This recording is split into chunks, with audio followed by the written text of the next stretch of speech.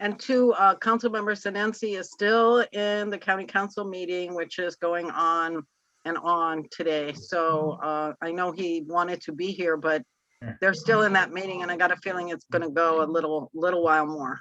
So just on his behalf, he will probably join us when he can. Okay, so I guess we can go ahead and get started. At this time, I'd like to ask everybody to mute their microphones so we don't have any like feedback or background noise while we're going through all of this. And I just want to thank each and every single one of you for coming and taking time out of your busy days. I know that you guys are all extremely active in the community and out doing hard work. So I know taking time away from your businesses and endeavors is hard, but I think this is really worth it, and I'm really, really appreciative, and I know Shane is as well. Like Dawn mentioned, he's currently in a council meeting, so he has two of his staffers here, Gina Young and then Don Lono, and we're super thankful to have the support from their office as well. So basically, I've been working with Shane on this county level Department of Agriculture legislation, and he proposed the charter amendment, which passed by the community's vote in the last election. So this group is basically going to outline or help outline the department in proposals for draft legislation.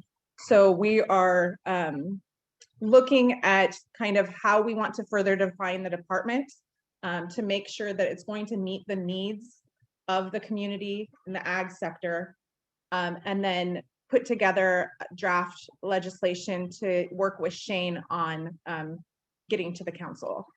So originally there were areas of need in the resolution, but after some community feedback, they said that they wanted more time to discuss that with, you know, more community members. So that's kind of what this process is going to be. I've been kind of working through that whole process with Shane, and so that's why I'm helping facilitate the meetings. And my background is in sustainable science management is what my degree is. So systems thinking and looking at overall sectors and how we can make them more efficient, more sustainable to support, you know, the community, the environment, and the economy. Shane has been in discussion with Mike Molina, and normally these kinds of proposals and things would go to the GET meeting, GET committee to be heard in their meetings. But Mike Molina has agreed to let Shane take those over so that all this stuff will be heard under Shane's committee, which is phenomenal. And we're super thankful for Mike Molina for doing that, and for Shane for taking that on, because he's got a very busy committee meeting. And thank you, Gina and Dawn, for, you know, you guys pulling your weight, because it's going to be a busy year for you ladies as well too. So I just want to thank you guys for that.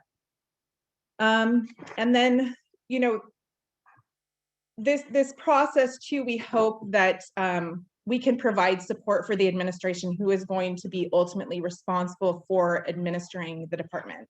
They're going to be responsible for, seeing it through, for running it, and all of that. So we know that the administration was kind of hesitant about creating a department in the middle of a pandemic, which is understandable. And it's a lot of work to go into creating a department. So this group is going to be pulling in basically the experts from the different sectors, providing as much research, supporting documents, community support, and looking at ways to help, fund things so that responsibility doesn't solely rest on the administration. We're providing a supporting role for them. So we hope that, they will see it that way, and that we can kind of make it a really nice path forward to really get the ag sector back on track and have it be more sustainable and productive.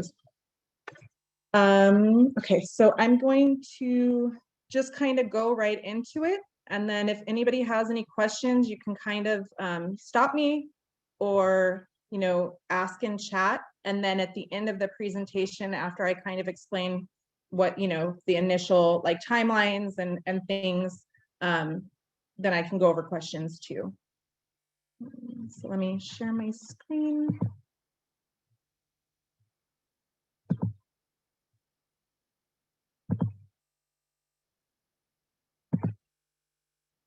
Okay, so kind of like I said, the purpose of the Community Impact Working Group is to provide the research and guidance to lay the framework for the department.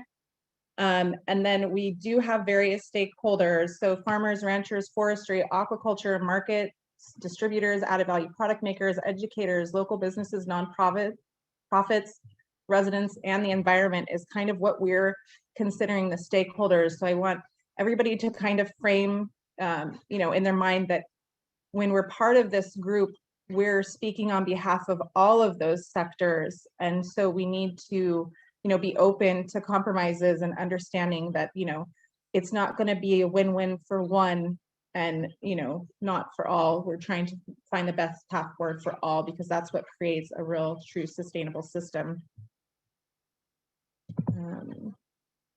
So the overarching duties and functions that are outlined in the charter are these, and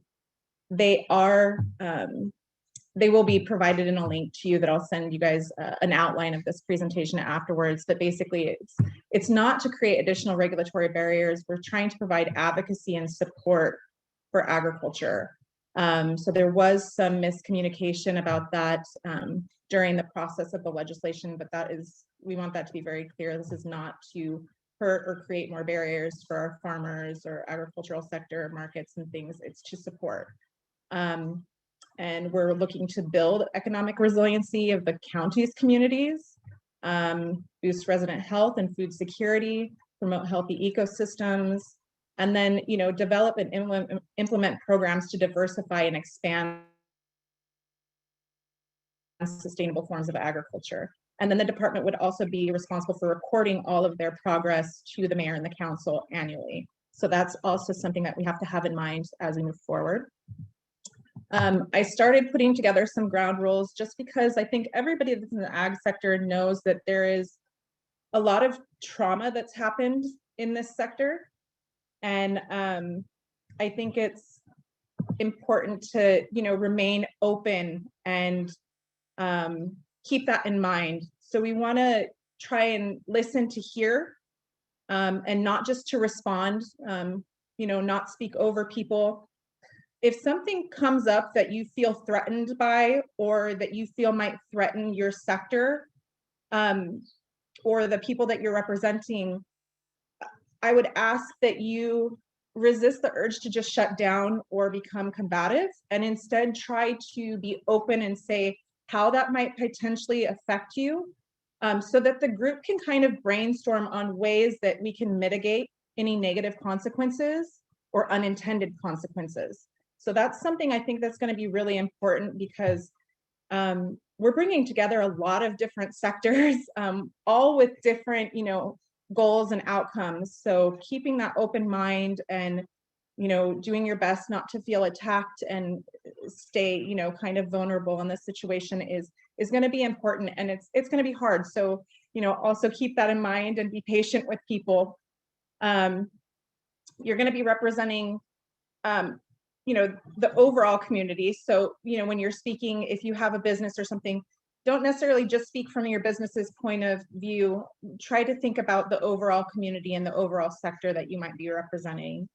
So treat this like, you know, as a job, be professional, be respectful, things like that.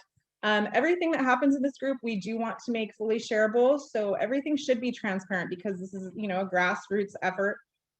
We don't want any secrets. We want as much input as possible. It's kind of hard to do with group meetings, but I do plan on like sharing these meetings with the public.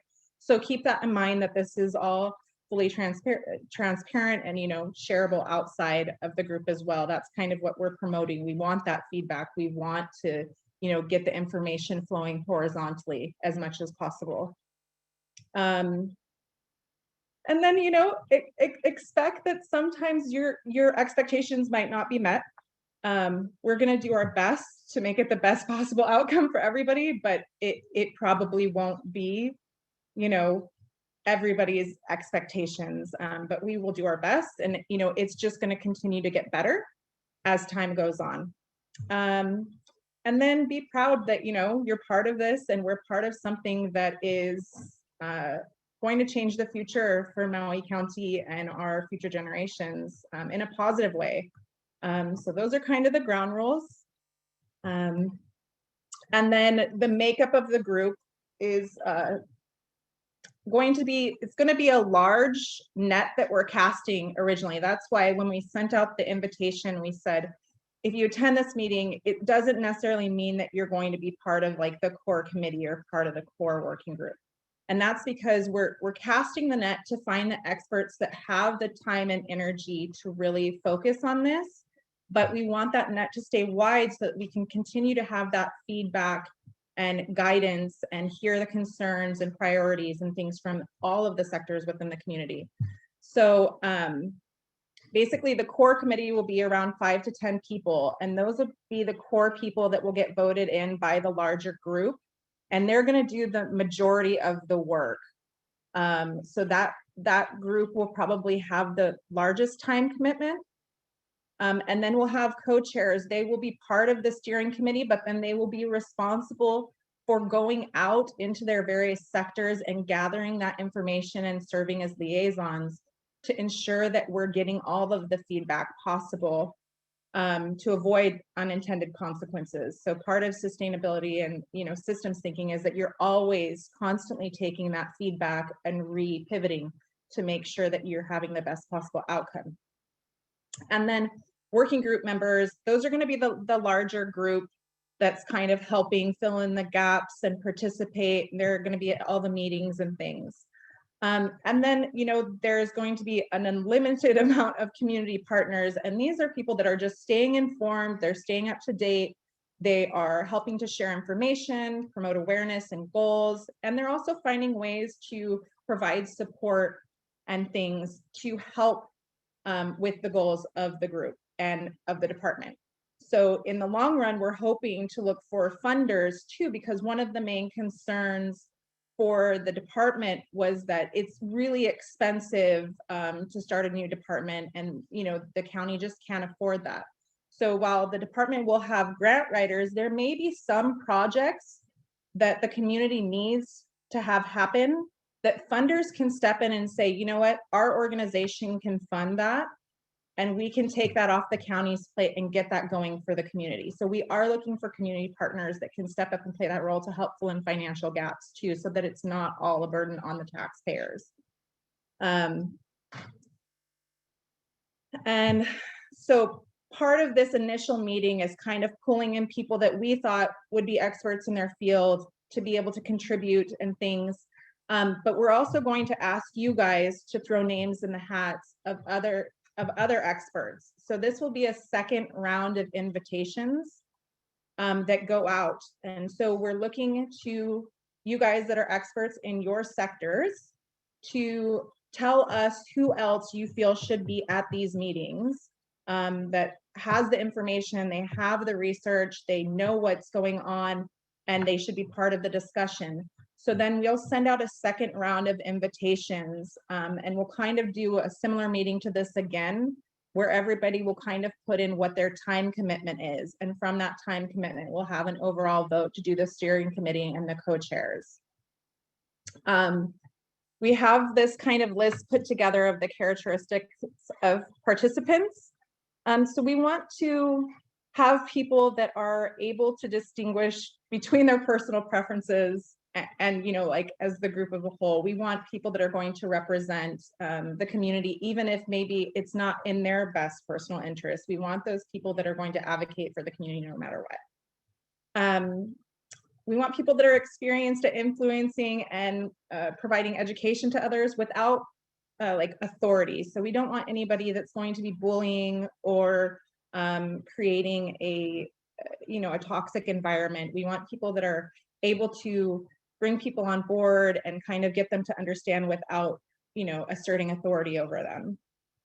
We want people that are effective communicators. And then, yeah, so like I said, experts. And because there's so many different sectors within agriculture, we're looking at people that have kind of the ability to maybe border sectors or have different knowledge from different fields. Those are the people that would be best suited for these positions as you're thinking about other names to throw in the hat. So if you're an educator, a farmer, and you also, you know, have a business and work with other businesses, or you're in a co-op, those are great qualities to have because you're bordering 3 different sectors. So that's kind of what we mean by like discipline wise and tenure wise and demographic wise are diverse. And, you know, also, yeah, diverse age wise, you know, we don't want all older people or all younger people. We, you know, we want a demographic that's going to represent our community, and our community is very diverse. So keeping that in mind as you are trying to pull applicants to put forward. And then, so this is kind of the initial timeline that we're looking at. So the first round of invitations were sent out. This is the first meeting where we're just kind of providing the background information, the deliverables, expectations, and things. And then the second round from the name you guys, the second round of invitations will go out from the name that you guys put forward. The second meeting will be similar, but except, yeah, we're talking about what time commitment people can make and then voting in the steering committee and co-chairs. So that's not me or Shane or anybody saying this is who's running the show. This is the community coming together to do that. The third meeting will go over like revising the ground rules of meeting, and then beginning to identify, you know, areas of need in different sectors, the concerns, priorities, and things like that. And then the fourth and fifth meeting are to kind of solidify those areas, find overlap, identify those priorities, and then to finalize the second timeline, the second phase timeline. And then the second phase timeline will be like the overall goals of the department, which is drafting, you know, legislation to propose, coming up with a strategic 5-year plan. And that's to kind of help guide the department in the direction that the community really needs them to go. So the 5-year plan will have like key CIP projects and things like that, that the community feels are the most important things to get going right away. And then from that strategic 5-year plan, that will propose a first-year budget from that. So that will be something that the community, you know, keeps in mind the costs and where our community partners can fill in and what grants could be written and things like that. And then if time allows, we can kind of look at one of the main concerns that we heard throughout this process was, you know, permitting processes were just really kind of all over the place with the county. So we can kind of start looking at those if times allows to kind of propose a more streamlined permitting process so that the administration doesn't have to take that, you know, research and vetting and all that on their time. We can just kind of help them with that. And then through this, we want to have kind of this ongoing process of pulling qualified applicants. So once the department gets going, who are people that we want to see in these positions, because, you know, one of the things that the community expressed was that we don't want people that don't live here, coming from the mainland or coming from wherever, telling us how to run our ag sector. So we need to have qualified applicants to put forward. So, you know, throughout this process, you know, look at, you know, people in your fields and, you know, people that you think would be good, and kind of encourage them to put forward applications so that we can kind of put those forward to the administration to help them with that process as well. And then, you know, part of the overall group process would be, you know, once legislation gets going, having those community pushes to inform the community about what legislation is being proposed, why it's beneficial, why they should support, and helping to get testimony submitted and things too. And also through this process, identifying community partners. You know, I'm just one person, Shane's just one person, but, you know, we're not going to know everybody. So that's why we're pulling everybody in, so you guys can help us identify other people that might be beneficial to be part of this as well. And then, because it's a big thing, there's ways that people can help if they don't feel comfortable maybe being a co-chair or steering committee, but they want to do other things.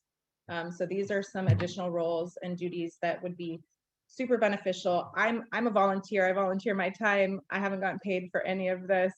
Gina, Dawn, Shane, they're all super busy. So we want to help, you know, with this as much as possible. So these are other roles that people can, you know, help step in if they don't feel comfortable doing some of like the more core stuff. And then this is kind of just like first meeting homework that I'm assigning, because I want this group to be very actionable. You know, there's a lot of groups that are out there discussing and really getting into depth and nitty gritty and, you know, all of the research. And that's wonderful. We need that.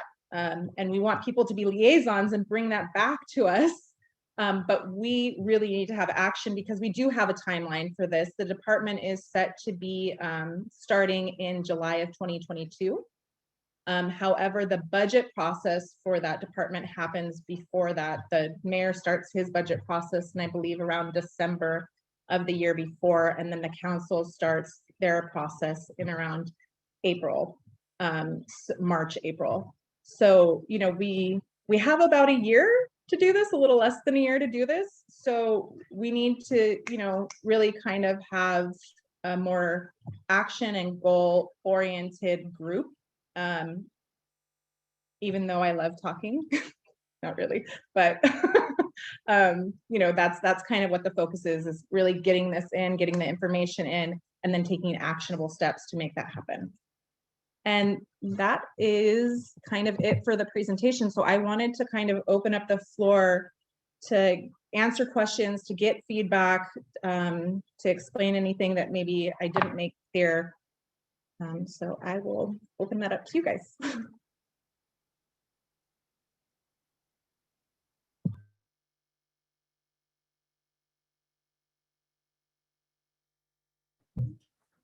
Go ahead, Dick. One of the things that should be done probably very early on is to assess all the existing groups that do things in ag. Everything from the federal soil and conservation people to the state county extension agents, then the existing farm groups that we have on the island, coffee growers, etc. And begin thinking about how some of them may have no role in this and down the road, but some of them may be useful contributors and may have expertise that the county does not have to duplicate. And so I think making a list of them, who they are, and making sure that each of them knows about what the county is trying to do and see, do they have a role in that at all? I think that would be a very helpful thing.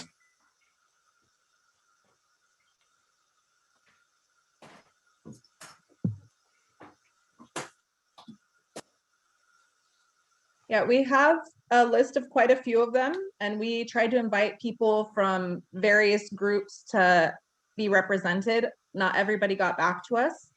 So I will send out a list of who we invited to so that we can add to that as well.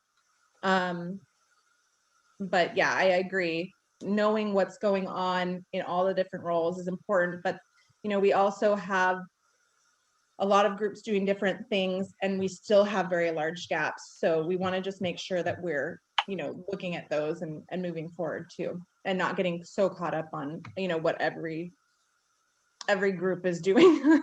Yeah, right. No, I just think the only reason I mentioned that only so that the county, in setting up the department, does not duplicate and run across the turf of somebody else if they're already effectively doing something.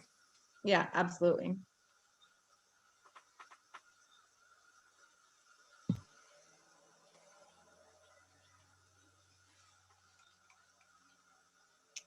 Hi, Jennifer. Thank you for opening up this meeting, and thank you for inviting me. I'm Brittany from Mana Up.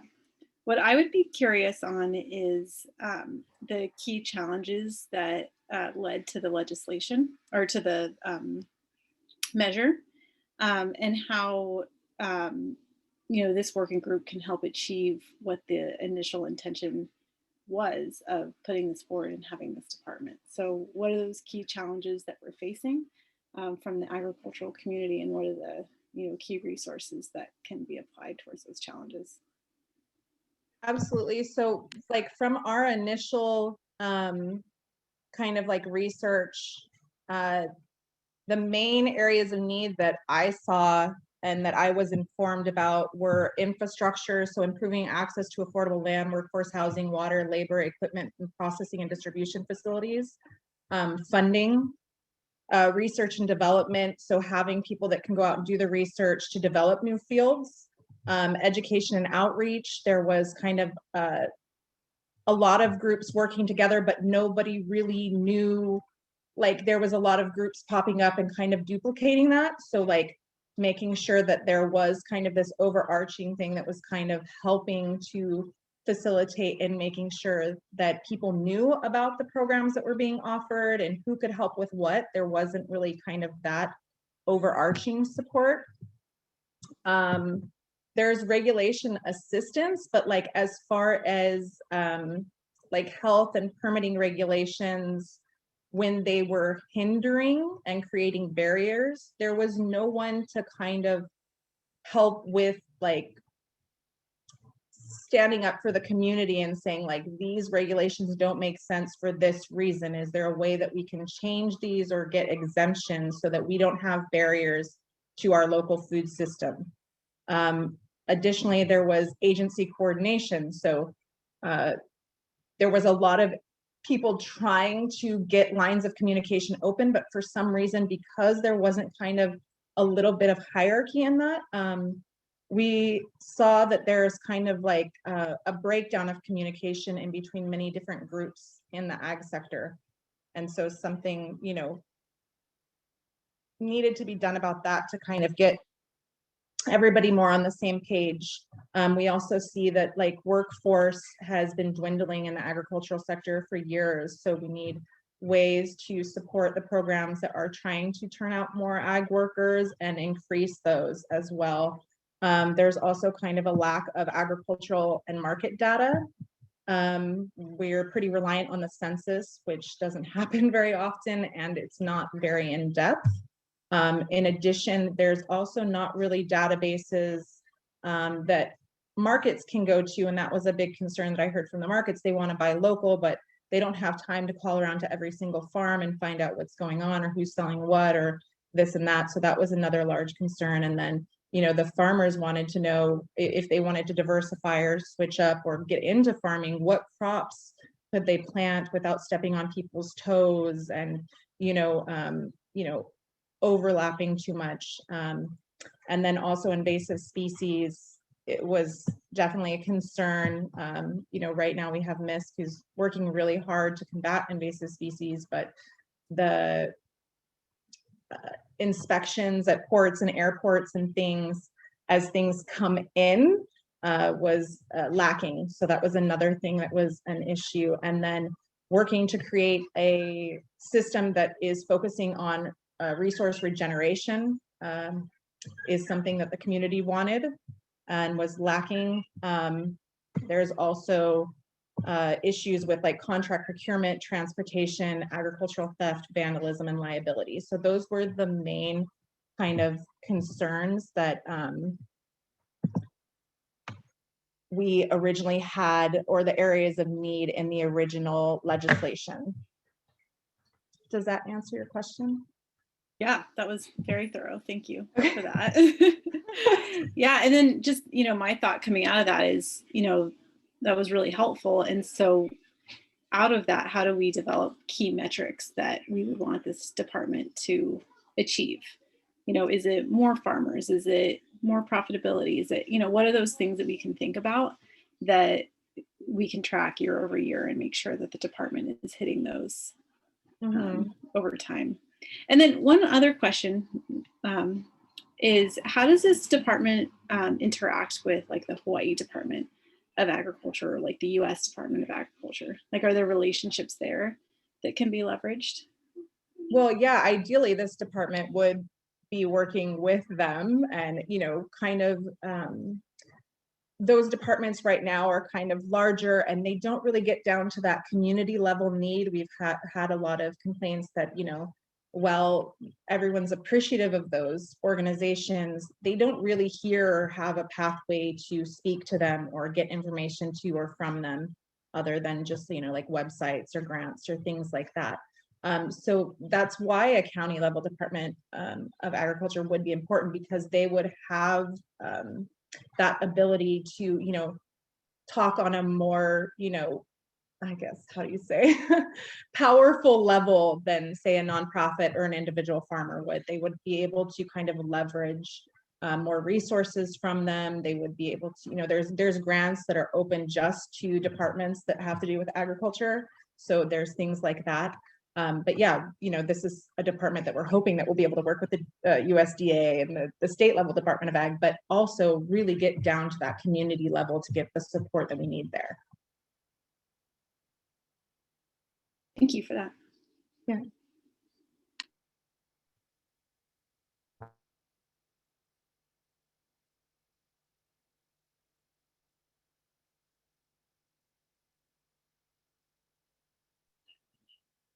If anybody has questions to jump on, sorry, I'm like, I can't see everybody on the screen at once, so. I do. Oh, sorry. Kyle, you want to go? Okay. Well, hey, Jennifer. This is Kyle Kairos from the University of Hawaii Extension. I'm also a Farm Bureau member. Thanks for putting this together. Obviously, there's going to be a lot of moving parts in the planning going forward. Has there been much talk thus far about this new department housing a grant infrastructure similar to OED? And is there going to be like duplication of funding activity in this department that currently OED services, or is that going to be devoid in the scope of what's been laid out so far? Ideally, the department would kind of take over grants for agriculture, so that could free up OED to, work on grants for the other areas of economic development that also need attention.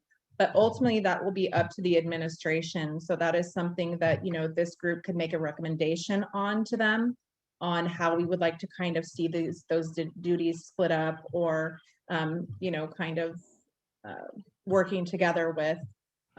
So that's not something the administration has come forward and said that they were going to do or not do. So that's kind of, something that we'll discuss, like what roles can we pull from the other departments to take loads off their plate that can fall under the department, so that it's a more efficient for the community to get help. Thank you.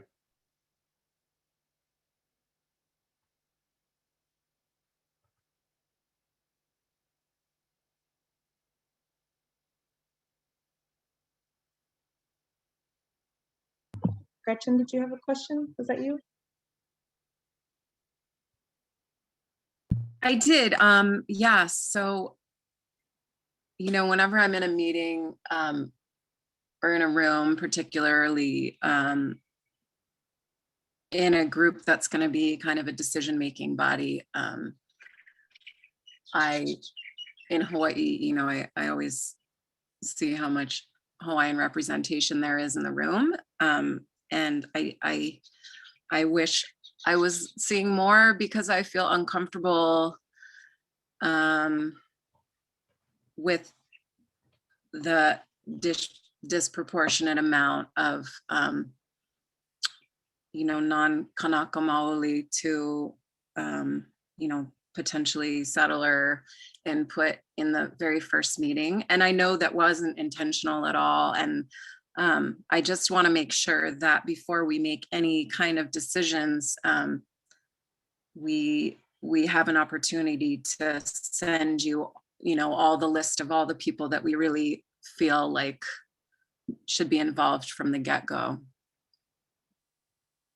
100%, I agree. I invited quite a few people. I think there was like 51 people that I invited that had a very diverse background culturally and everything. But I can't force people to be at the meetings. So I will send that list out. And I do encourage you all to reach out and encourage them to attend the meetings and participate. And if they can't, put names forward of others that may have the time to do that. Because I do think that is definitely an issue, 100%. Thank you.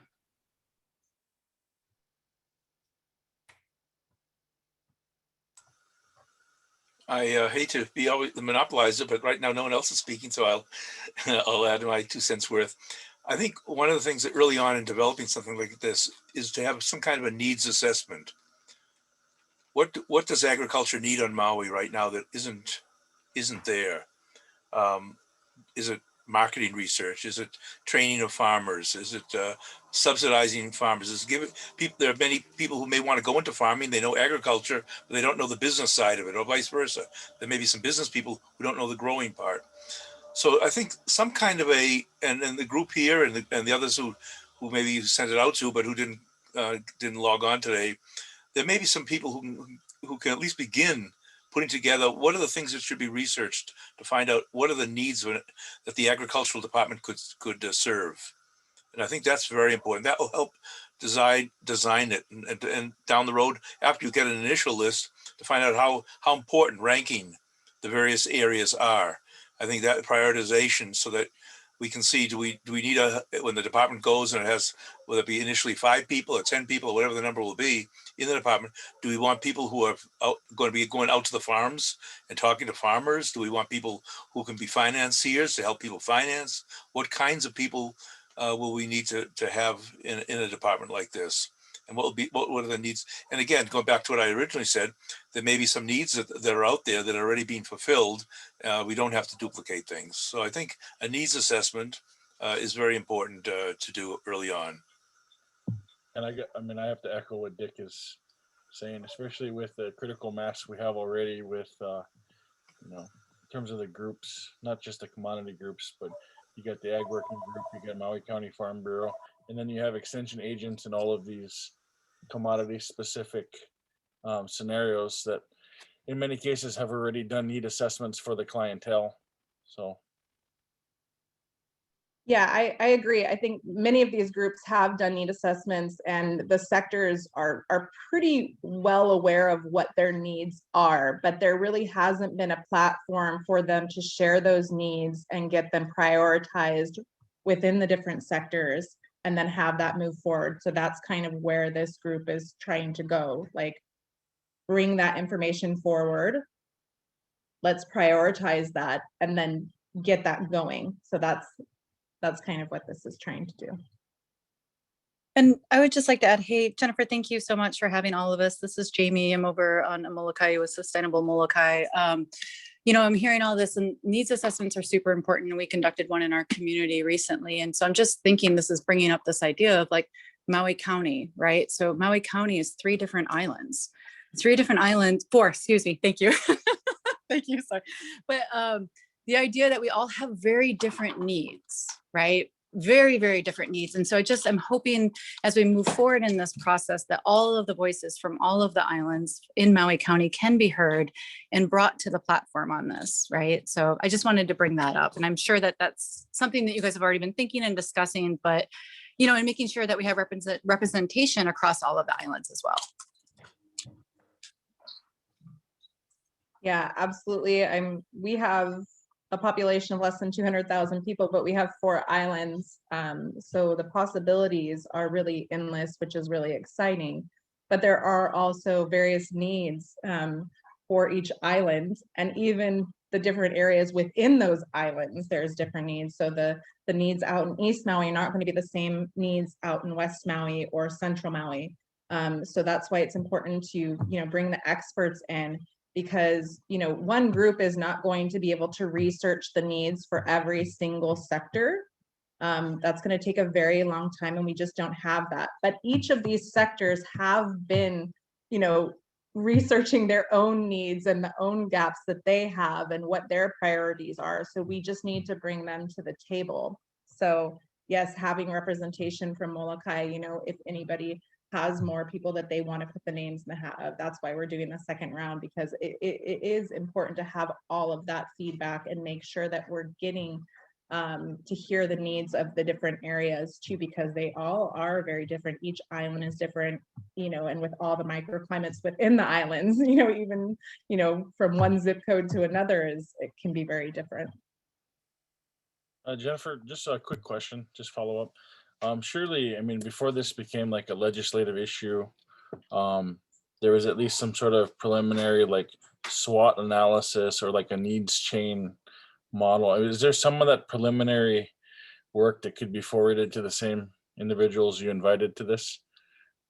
That Yeah, might I have the areas of need breakdown that we got, and then there's also, there's the Maui Island community plans. There's also, all of those things that have already been done. So there's been a lot of research about the needs over the years. But what was happening is basically it was being talked about, but there were no actionable steps. And the community was kind of getting frustrated on why nothing was moving forward when these needs were being communicated, but there was no funding happening. There were no steps. There was no advocacy happening on a larger scale from the county. So that's why we push this forward. And that's why we have this year to really focus on that and get that solidified as we move forward. But I can send you the areas of need breakdown and some of the resources that we use to pull this information together. Okay, yeah, that'd be great. Either directly or if like either a Google Docs or some sort of a online format where everyone could have access to. It might spark additional interest and help identify some relevant stakeholders that we may not have thought of. And then if there's any if you have any like expectations, timelines, or even benchmarks for this process, that would be helpful too. If there's any of those preliminary that you could put out there. So I'm trying to keep that kind of up to the group. We do have the first year timeline, which we need to have the department outlined in the code. To the best of our ability, and then we would like to have the strategic 5-year plan and the proposed year 1 budget by December. So that's that. But then I'm going to kind of leave it up to the group to kind of make those deadlines within that year on what's feasible for them, if that makes sense. No, that's cool. Yeah, I was thinking more along the lines of we obviously need like a first year timeline to get some of the structural stuff taken care of, but all of that stuff helps because everyone is so busy with their current jobs and other volunteer capacities. I appreciate it. Thank you. I appreciate you too. I'd like to kind of chirp in right now. I'm Michael Hillinger, and I run Iron Horse Repair, which is a trucking business. We do refrigerated trucks and cold storage. It's a very key element in all this. I'm also involved in the diesel mechanic side, so I'm involved in a lot of companies on this island. So I got a good pulse on what's going on in the food distribution on this island. So I don't know how I can fit in. I've never been part of a group like this before, but what I'm seeing out there in the community is we have a struggling dairy and we have stores that don't have dairy products in it. We have a lot of good resources, fish, meat, poultry, deer, beef, pork, and there's really nowhere to process this stuff. I see a lot of businesses struggling to sell their product, but then I see the stores empty. So I'm in a very unique situation to give you guys feedback on the pulse of what people are consuming out there, because a key element in all this is a farmers co-op. So I've been on this island for 50 years. I'm not Hawaiian, but I'm local. And I could bring in, I mean, I know there's a lot of local people that would be involved in this if they knew what was happening, you know, ranchers, people that own ranches, farmers, landowners on the island. But a key element in this is a processing facility and cold storage. There's Feed My Sheep that's running a distribution facility, but they're giving it all away. They're not selling it. So what I see is people growing product, but they have no place to store it or convert it to added value product or distribute it. So a lot of stuff is getting wasted. I'm raising pigs now because there's so much food being thrown away. And I just started raising pigs because of that. I don't want to really jump into the piggery business, but I hate seeing buckets of strawberries dumped on the ground. And this is a huge waste, what's going on out there. Like the dairy has a great facility to do all the dairy products on this island, but they're bringing dairy product from who knows where, right? Where we'd be raising ourselves. So I might be jumping a little bit ahead, but I just wanted to add that I have the expertise about the cold storage, the refrigeration, and the distribution. And the facility for processing is probably one of the biggest steps we have to attack in the beginning. So we could reach out to all the farmers and ranchers so they have a place where they can sell all their product, right? So if I was a fisherman, I wouldn't go fishing if I had no place to sell my fish. If we have a building that's set up that processes fish, and if you don't sell it, you make tuna out of it in the next step. Or if you have pork and you can't sell all your pork, you're going to can the pork now. You know, we know how to eat like that as local people. It's very easy to eat out of a can and sustain ourselves, right? Also, fresh things would try to sell first, but it's not going to sell right away. So I might be jumping a little ahead, but I just want to share with you guys my passion and the what I can add to this group is distribution, refrigeration, cold storage, and you know, harvesting. You know, right now I'm hauling all those lime trees that you see planted. I've hauled every one of those lime trees because I'm hauling them for Jonathan Kaiser and Ethan Romanchek up in Kula, right? They're growing all these vegetables trees for Mahipono. So who knows what they're going to do with it all? I don't really want to bring them into this mix, but this is what our company does. We repair diesel engines. We handle refrigeration and cold storage. We do food distribution delivery with a PUC license. We're handling the east side. So if there's anybody on the east side in this group that needs stuff hauled out of Hana, we're coming out of Hana empty 3 times a week. Our trucks are completely empty coming out. We're hauling mostly Cisco Foods, Kula Produce, you know, hardly any local product. Very limited. There may be 10% of local product. I'm very ashamed hauling cubed tuna to Hana from Indonesia when the guys in Hana could be selling their fish to the community. So I just wanted to chirp in and tell you what I'm about and what I could add to, or if you guys have any ideas. I'm also really good at linking people together. You know, like I know the climate of rimfire imports. I know the climate of Sunfresh delivery. I know the climate of VIP, Tri-Isle, right? These are all the big hitters on this island that are moving stuff around this island. So I just wanted to let you know that I can add some information and value in that area.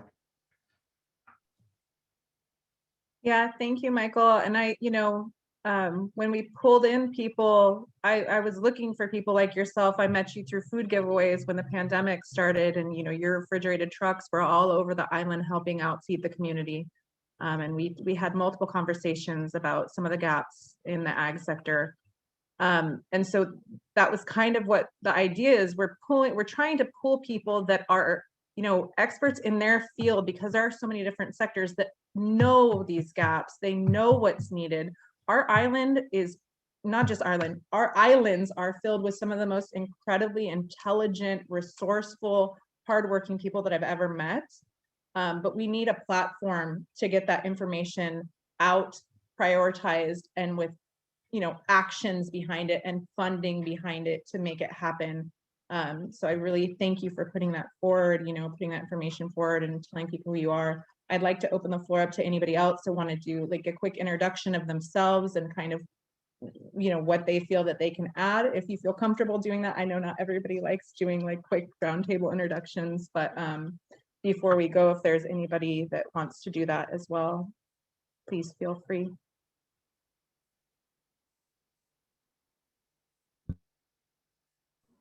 Jennifer, this is Neo. I'm happy to jump in. I'm Neo Kinla.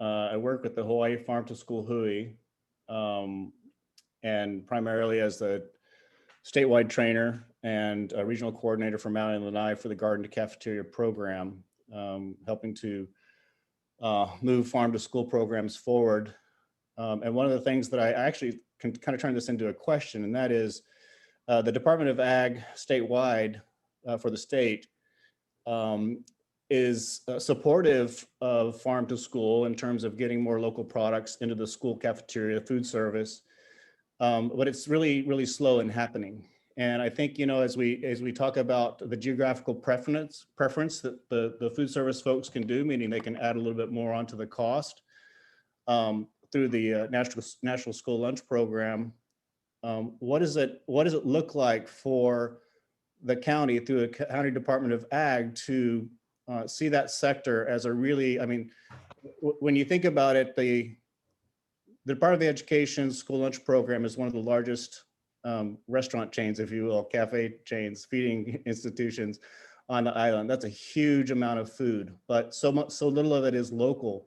So I just want to, bring in the point of not only is the farm to school effort, increasing the number of local farmers we're putting out there. And we have evidence already that school garden programs have increased the number of participants in ag programs at one particular high school. I think that are up to 90 students, or they were. Lane, you can jump in and correct me on that one.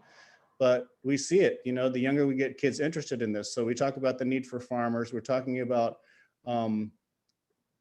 improving access to markets for farmers. And I think I just want to put that on the table that the Department of Education, if you can kind of take it out of, still working with the food service at the state level to get access, but have the Department of Ag be really focused on trying to make those connections, making those connections with farmers. And again, it comes back to what a previous person has said, is that it's the accessibility part that we really have the biggest challenge with. I just spoke with someone out in Honda today, and he says, so much food is just wasted out there.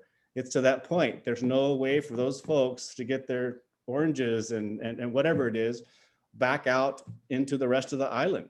So it's a big thing. And I think if we can have our schools permitted to do more regional, local, and by local, I mean in their own community, upcountry or Hana, for them to have open access to a market to those farmers there. We have to find a way through these, massive contracts and whatnot. So I'll just leave it there at this point. Wanted to kind of make sure that we can, maintain some focus locally on the educational components. And I know the county has very often said, this is not our business to get in with the DOE and these types of things, because, that's the education is there. But I think there's a way to really localize this. And school gardens is a big part of that. These up until about the 70s, every high school on Maui provided their own food. The kids grew it. Baldwin High School still has the space to put a cornfield out there. So, and I wanted to pitch one more thing, and that is a few years ago, I heard about some programs on the mainland where the Department of Education in those states were leasing or providing land on the school campuses for farmers to come in. And so they gave them a 2-year rotation to create new farmers. They provide the water and whatnot, split the income on the crop. So there's all kinds of opportunities there. I just want to, again, promote the educational component of this work of the Ag Department, as well as always keep in the forefront. One of the biggest markets we have here is the school system. So thank you.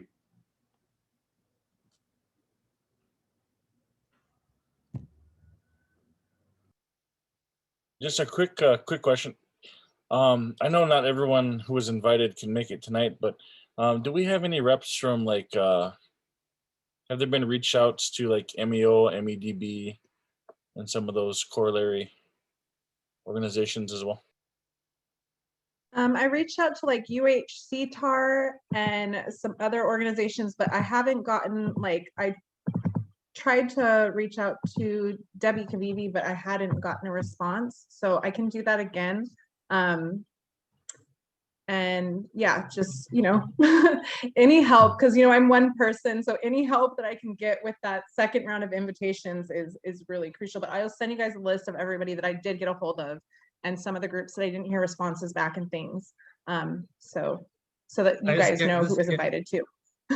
Okay, we might be able to help you with that. Thanks. Yeah, this is Gary Alberts. I'm representing MEDB.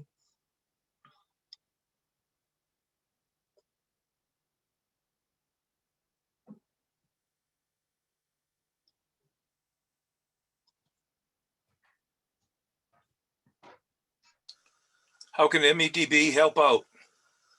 Economic development, where do we start? Get the needs analysis, prioritize, and figure out how we're going to pay for it. I'm starting a seminar series called Ag Ohana with them. I'll fill you in more. We have the details.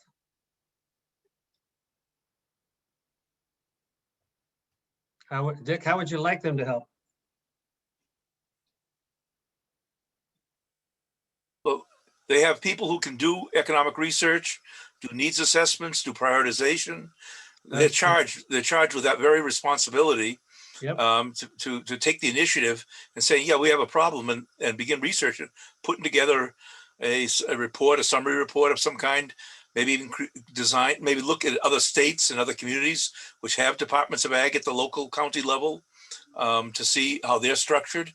They have a lot of expertise to do a lot of the stuff that really is needed to develop and put together an active department. They could even go into our own county government and see how the code writes up the present structure of each of the existing departments, especially those that are more like what we're talking about here. For example, about 10 years ago, 15 years ago, we set up the bus system on Maui. They had to set up a whole new Department of Transportation to do that. Well, what's the template that this department could utilize without having to reinvent the wheel? MEDB is given money by the county to do these kinds of things, and I would hope that they would do it. So thanks for asking the question. We can definitely do the first part. I'll look into the second part. Thank you, Gary. Well, since I'm here, I'll just introduce. I also teach at the University of Hawaii, Maui County Food Innovation Center. I teach business to food entrepreneurs, which includes agriculture and value-added food. So anybody from beginning farming to creating value-added food. I'm a business consultant to MEDB and at USDA, so I can help out in those connections also.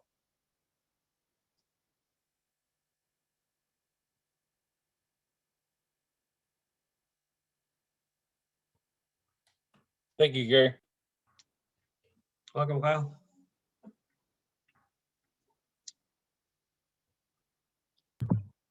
Gretchen, did you want to introduce yourself and kind of talk about what you do as well too? Sure. Hi, I'm Gretchen Lozano. I am the co-founder of West Maui Green Cycle. We are starting a commercial composting facility on West Maui and potentially expanding to Central. It depends on how our pilot goes on the west side, but that's the idea, specifically to deal with food, pre and post-consumer food waste as a resource, and also our compostable food serviceware. That's a feedstock that we really haven't been able to use for its highest and best use as of yet, although we've passed all these great single-use plastic reduction initiatives. And I also piloted the school food waste composting program at Lahaina Intermediate last year. Thank you, Neo, for the introduction. And that was so awesome and such a great success, except the Department of Education hates me, but that's fine. I guess you aren't successful until some corporate entity hates you. So yeah, that was a really great program until COVID. But we're going to take that to the next level. And, you know, right now, I think one thing that we kind of really need to clearly delineate is what we can do as a county organization, because our county is really awesome, actually. Like a lot of, you know, our county council is amazing. You know, there's a lot of really intelligent people working within the county to make things really good for us. And then we come up against these major roadblocks on a state level, which we're dealing with right now in the state legislature. I've been working for the last several months in a statewide composting hui, just trying to get some logic based composting initiatives passed. Like, for instance, I don't know if any of you know this, but right now composting isn't even legally allowed in ag zoned land, which seems to like defy all logic and reason, but that's just the reality right now. And so things like that need to be changed at a state level, which luckily we do have this magical bill that has been pared down to literally just a one-liner that, you know, makes composting an allowable ag zoned activity, which is like my dream bill, because hopefully nobody's gonna, you know, make that one disappear. But yeah, anyway, I think that's me. Anybody else want to go next? Lauren, maybe? Hi, everyone. My name is Lauren Lohr. I coordinate a Healthy Eating Active Living Coalition for Maui Molokai Lanai, and I'm also the current food access coordinator for Maui Molokai Lanai on a part-time basis. So within that role, it's funded by Department of Health from the SNAP Ed Fund. The goal is to work to create a community coalition that would work on food system solutions. So the group is called the Maui Nui Food Alliance. It's very new, super new project. Again, I totally hear the kind of thing where it's another group and so many groups. I feel the same way. But nonetheless, we've been working on strategic planning for at least a year now. COVID definitely put a lot of bumps in the road, but we do look to find funding to do a full, you know, food system needs assessment, and that could look a ton of different ways, but also network analysis, so that we can really figure out, you know, who knows who, and if there are solutions kind of, I think, within the community that way. So a little bit kind of administrative my role has been, but also just trying to listen and find connections. And I think the Food Alliance definitely supports this initiative. I think it's also going to be awesome to see kind of moving forward how we can support each other and, you know, really help to provide more resources to our farmers, and then also to all of our organizations that just really are working towards a common goal to have some food resiliency here for sure.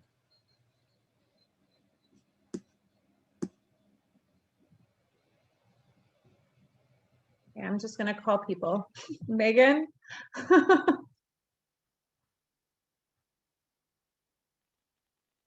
Hi, Jen.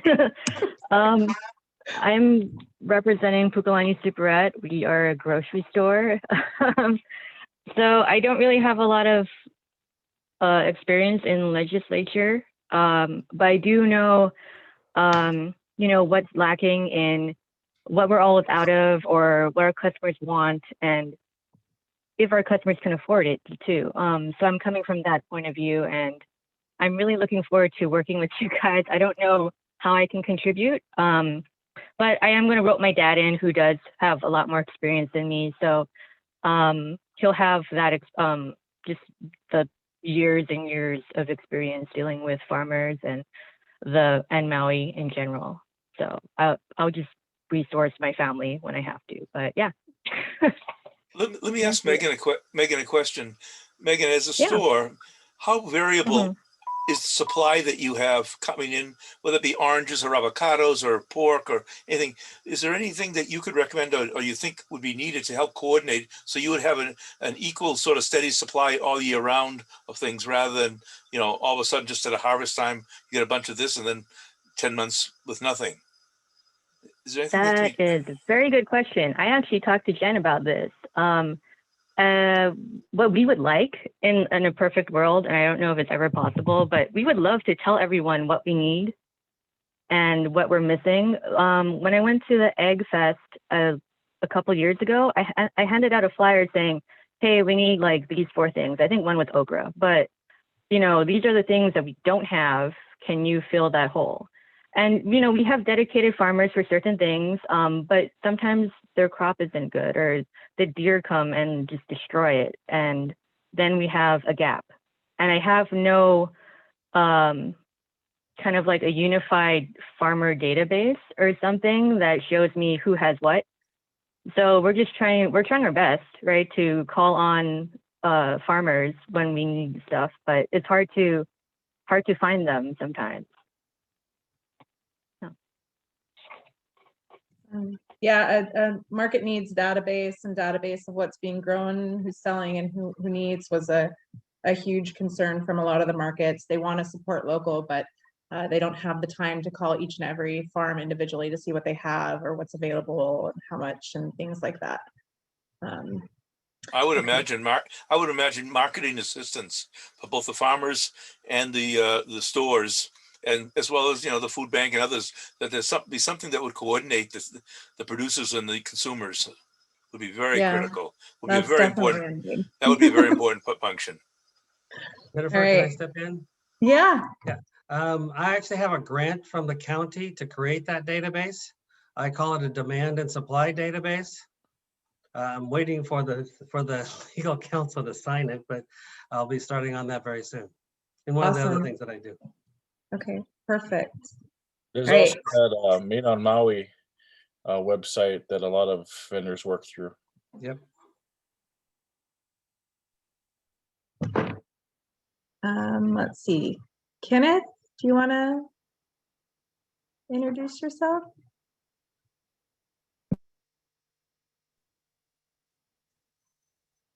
Am I live now?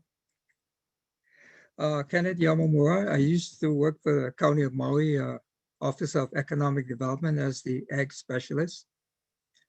You know, it's interesting you're talking about, or the state is also talking about supplying food for the schools. When I was in farming for 30 plus years, you know, we reluctantly took on contracts, and this was for the military. And it was because marketing got difficult during the summer months when school was out. But, you know, when you have a contract, let's say if it's with a public school to supply X amount of produce, and all the vagaries of deer, pigs, birds, neighbors stealing stuff, weather, and the climate has changed dramatically. It's gotten less predictable and much more difficult to be a farmer, in my opinion. The deer, because of the lack of really any program from the state, which actually has the authority to control the deer. I'm curious to see how the governor is going to fund, you know, deer control, because their style of, you know, if they need to eradicate something, they simply get on a helicopter, start shooting, but they waste the resource. That's the sad part about how they've done eradication in the past. They've done hunting for like goats on Molokai. They've taken out mouflon on the Big Island, but they shoot and leave the animals. There's no, I mean, why did we create the resource if you're not going to use it? That's the sad part. And, you know, with the economy the way it is, I'm guessing that a lot of the state departments will get cut. Now, ag was getting the state ag department was getting about, I think it was 0.38% of the budget. So if that's going to be cut, we're in trouble, and we may need this ag department to take over functions because the state will not have funding to help. I mean, it's just sad, but unless they cut tourism, funding for tourism, and I think I saw that they might even take out funding from the HTA. So I'm not sure what direction the state government wants to head. But we may end up taking over a lot of functions that were pretty much their call, and simply because nothing is happening. Yeah, thank you for that. Nathaniel, sorry, I just feel like I'm calling on people, but just put you guys on the spot. Can you guys hear me okay? Yep. Nice to meet you all. My name is Nate. Thank you for the invitation. I appreciate having the opportunity to meet with you all. A little background, I'm the president of the Farm Bureau here on Molokai. I'm also on the Molokai Hunting Club.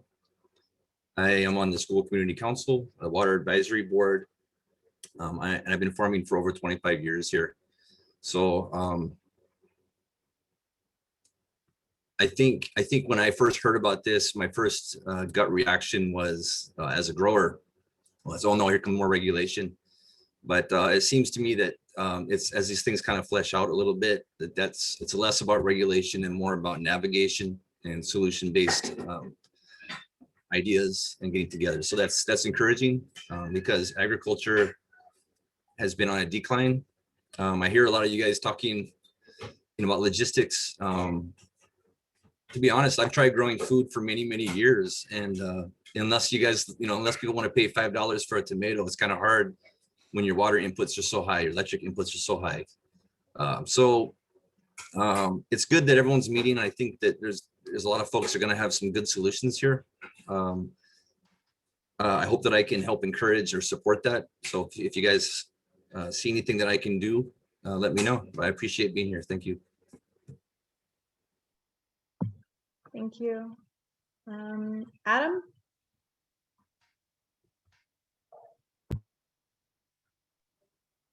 Still the saying of 2020 and 2021, I'm on mute. Sorry about that. Yeah, thank you for organizing. This is really exciting and an incredible group of people. So thank you very much for the opportunity to speak. My name is Adam Radford. I'm the manager of the Maui Invasive Species Committee. And I think what I could help bring to the table is perspective on a lot of the conservation work in terms of watershed protection, invasive species management, and University of Hawaii projects that are tasked with taking on some of those things. I could bring that perspective to the group and also share, because I work very closely with all of the watershed partnerships and really Maui Nui, and also with the state, both DLNR and Department of Agriculture. And so I think it's important, and everyone here fully recognizes the need for water if you're talking about agriculture.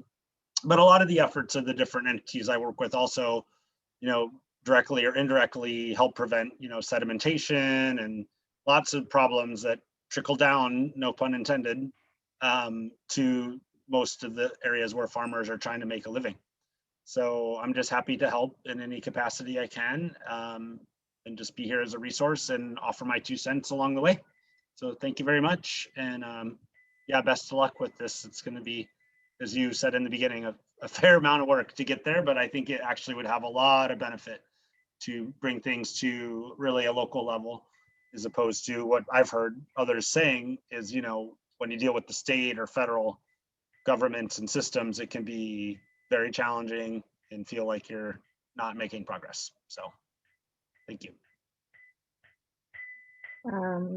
Thank you. Bobby?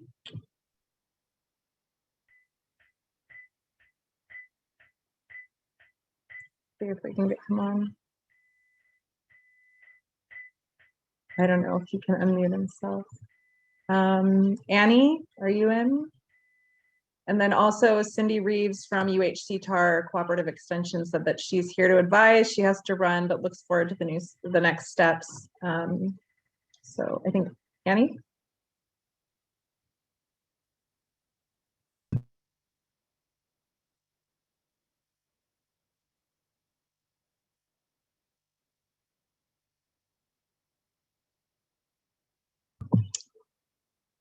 Yeah, I can't. Can you guys hear Annie or no?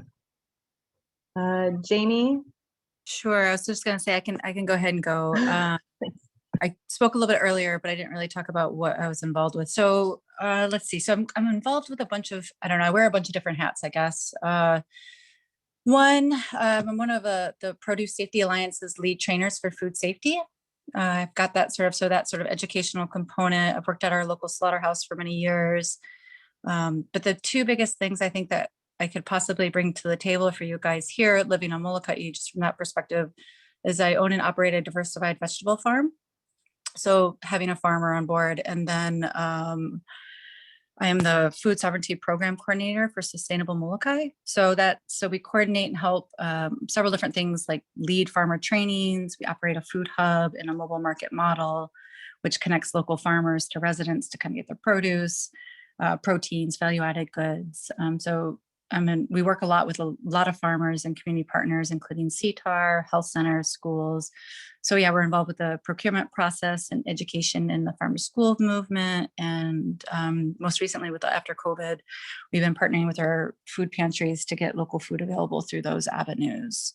So lots of different things. I possibly could be assistance if you need, and a lot of different connections and partnerships throughout the island. Wonderful, thank you. Let's see. Lane, have you gone yet? I haven't gone yet, so Ken is smiling. I really like what Michael said, though. Michael Hillinger. Wow, I'm still resonating with that. And also our Molokai people, outstanding. And here's the thing. I just heard, I want to go back to Nathaniel for just a moment. I just heard what I wanted to hear tonight. What I wanted to hear was someone of his status and doing what he's doing say, hey, wow, this is opening up some opportunities. I didn't realize it was going to be this way. And so thank you, Nathaniel. I haven't met you yet, but ask Harmony, she and I are really close. But more than that, I'm an educator. I'm committed to our kids, all of them. So in 2008, I took an early retirement from having worked at Seabury Hall for 31 years and started the middle school there. So obviously I'm very interested in that age group because that transitions our kids into the beginnings of possibly looking for a career in agriculture, but way beyond that. So briefly, in the past 12 years, I have worked in a pro bono situation, created the Maui School Garden Network so that we're in 35 schools with over 8,000 kids. And that's how you reach out to community. And now Grow Some Good, merged with Maui School Garden Network, are reaching out to places like Imua, Discovery Garden in Wailuku, University of Hawaii, at University of Hawaii at Maui Community College. That's now Maui College, sorry. See how long I've been around? Got to get all the names right here. And also with the YMCA and Big Brothers Big Sisters. So we're now going from schools into greater communities in many areas. We're working on some zero waste right now. You heard about that. We're working on nutrition through Department of Health and HEAL, Healthy Eating, Active Living. We're in that pool. But most importantly, we're working with our children and we're creating that sense of awe in outdoor garden spaces that are field trips on every campus. So obviously COVID is a bit of a setback, but we're here for the long run. So there we are. Thank you. Wonderful, thank you. Tina, do you want to go? And Annie said she couldn't be heard, but she's here.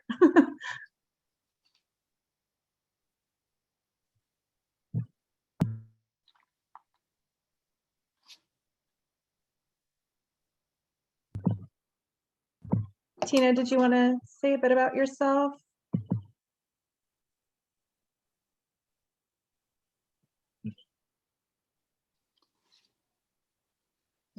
Okay. Couldn't hear her. Tamara or Art or Bobby, any of you guys want to chime in? I'll chime in. I'm Tamara Sherrill with Maui Nui Botanical Gardens, and here, let me do my video so you can see me. Hi. We're kind of a niche thing when it comes to agriculture. So, you know, we're a public plant garden that focuses on native and canoe plants in Kahului. But one of the main goals of our organization is to prevent plant extinction of plants that are unique to Maui Nui. And there's, you know, more than 100 unique heritage Hawaiian crop varieties, and, you know, maintaining those, verifying them, helping researchers to identify them is a big part of what we do. So hopefully we'll be able to help in some way. I really respect all that you folks do, and would be happy to try to help out however we can.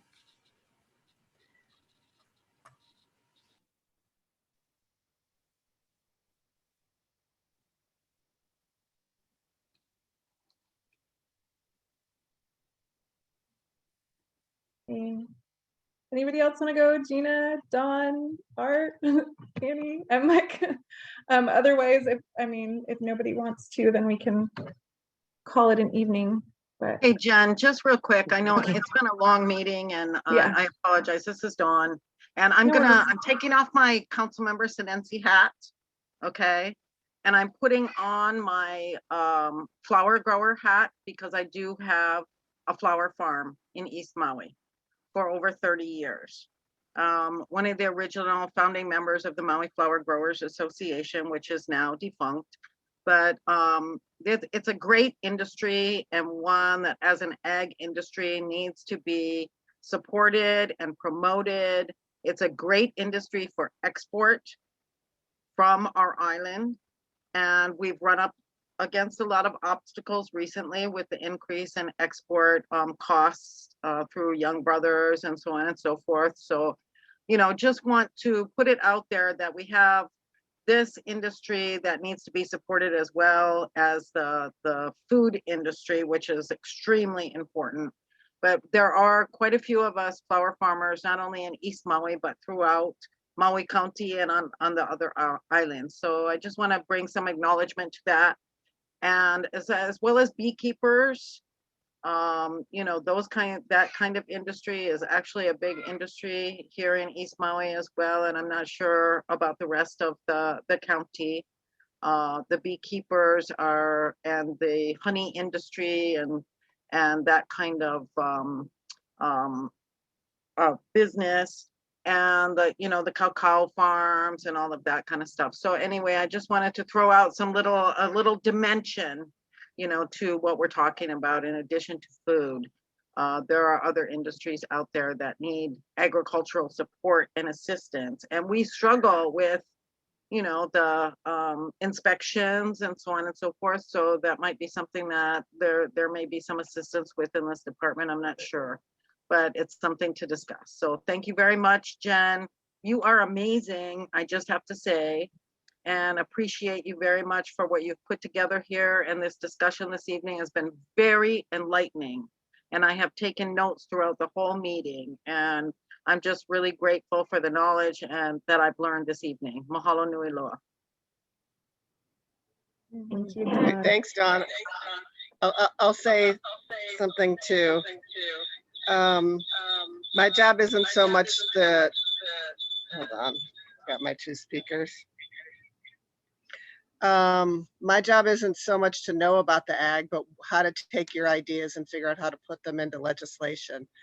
And I think Jen's probably the only one here that has both sides of that. So I'm super excited to work with all of you guys and to work with her and just figure out how to put what you guys want into a way that we can make it happen. So thanks.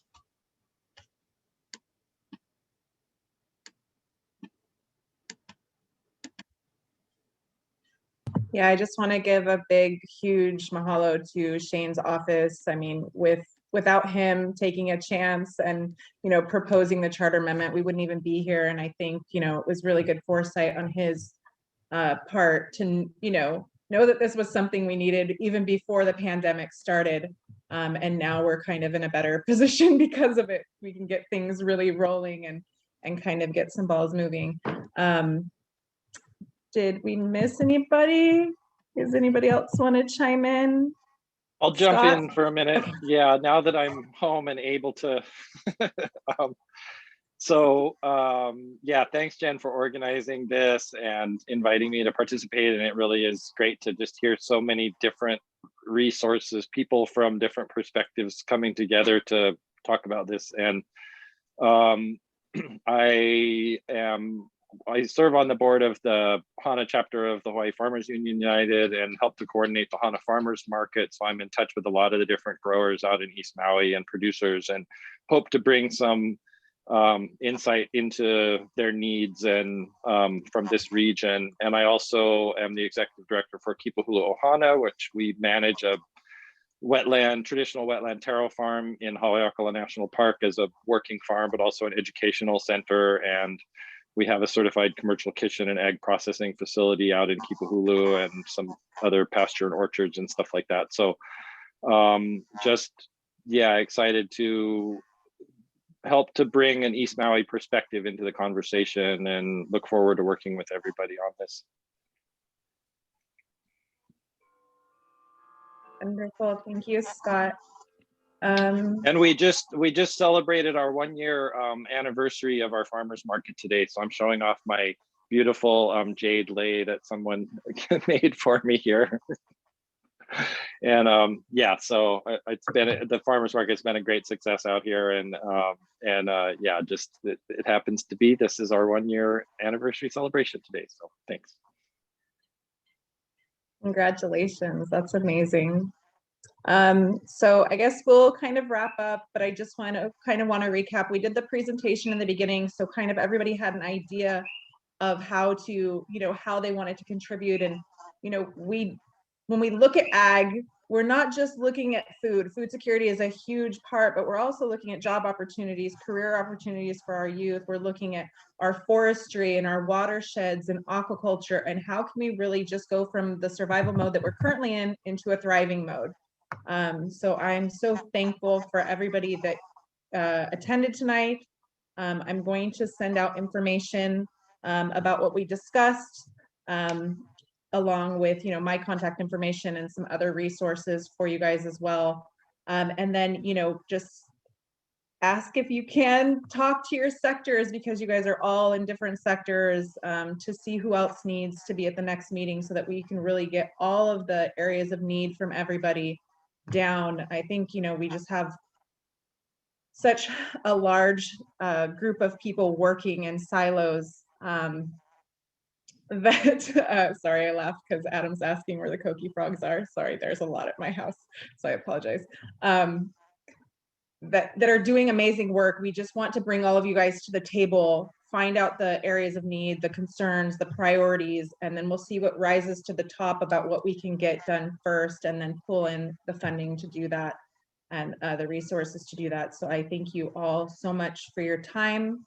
I will be sending you guys some documents, so please look out for those. And if you have any questions, please feel free to reach out to me or Shane's office. I have one quick request. Could you send out what the charter amendment said, actually? What are the limits on the department itself? What it's allowed to do or not allowed to do? That would be helpful to people as you go forward. Okay, I can send out the charter amendment language, the resolution, as far as what it's not allowed to do. There are some things that are like the state's Kuleana, but there's nothing like set in what the department cannot do. So we have some room there, which is nice.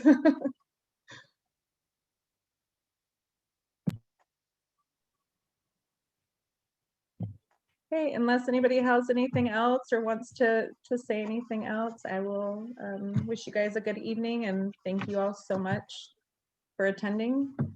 And I'm really thankful for all the work that everybody here does. You guys are amazing resources and doers in the community. So thank you. Thank you, Jennifer. Oh, Jen. oh. Thanks, Jen. Thank you. Yeah.